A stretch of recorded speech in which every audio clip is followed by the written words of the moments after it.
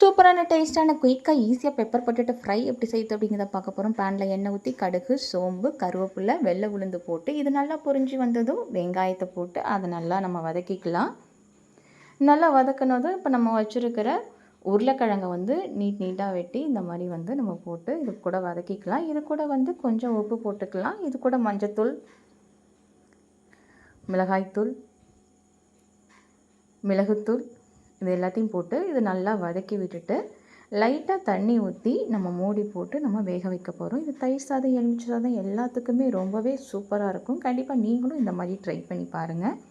இப்போ நம்ம திறந்து பார்த்தது ஓரளவுக்கு நல்லா வெந்திருக்கு. இப்போ வந்து பச்சை மிளகாய் போட்டுட்டு இது கூட வந்து மிளகுத்தூள் போட்டு இடித்து வச்ச பூண்டு, கருவேப்பிலை